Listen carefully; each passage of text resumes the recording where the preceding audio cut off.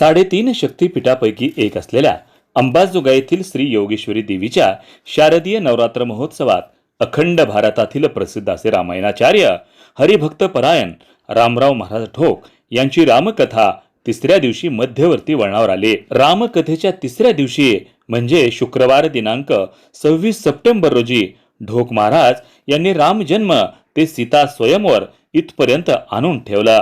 या 3 तासाच्या रामकथेत महाराजांनी विविध प्रसंग उभे करून भाविक भक्तांना कथेत गुंफवून ठेवला। रामकथेतील पात्र आणि त्यांचं वर्तन व दृष्टिकोन व्यक्त करून वर्तमानाचे दाखले देत समाजाची आजची व्यवस्था नमूद केली।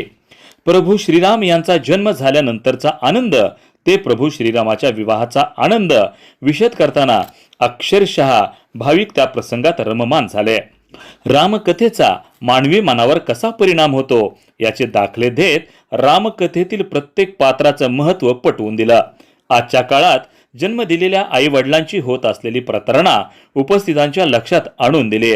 जन्मदात्याला मुलांकडून कसलीही अपेक्षा नसते किंवा त्याचे ओझे मुलाच्या खांद्यावर टाकावे अशी आई वडिलांची इच्छा नसते, परंतु समाजात आज वृद्धाश्रमाची वाढती संख्या ही चिंतनीय बाब आहे। सुनांनी व सासांनी जेव्हा आई व मुली समजून वर्तन करतील तेव्हा वृद्धाश्रम बंद व्हायला वेळ लागणार नाही असं ढोक महाराज यांनी सांगितलं। रामकथेच्या तिसऱ्या दिवशी प्रचंड पाऊस होता, तरीही भाविक भक्तांनी मोठी गर्दी या ठिकाणी केली होती। योगेश्वरी विश्वस्त मंडळाच्या वतीनं सुंदर असा वॉटरप्रूफ मंडप उभा केल्यानं रामकथा सुरळीत पार पडली। तिसऱ्या दिवशी रामचरितमानस ग्रंथाचं पूजन व आरती ज्येष्ठ नागरिक पंडितराव भोसले, विश्वस्त मंडळाचे सदस्य संजय भोसले, उल्हास पांडे, सचिव गिरधरलाल भराडिया यांच्या हस्ते करण्यात आली। तर समारोपाची आरती प्राध्यापक कॅप्टन SP कुलकर्णी व महिला भगिनींच्या हस्ते करण्यात आली।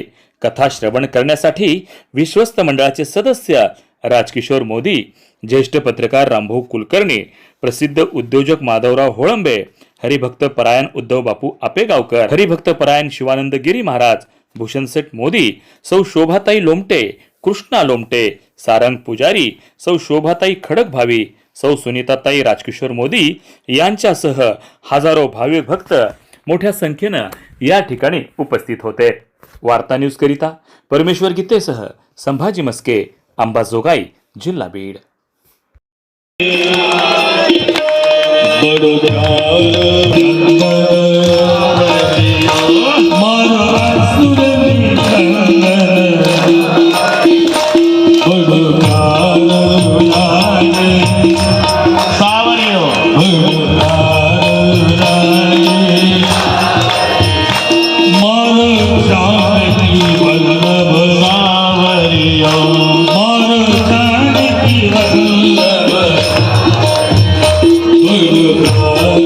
Yeah.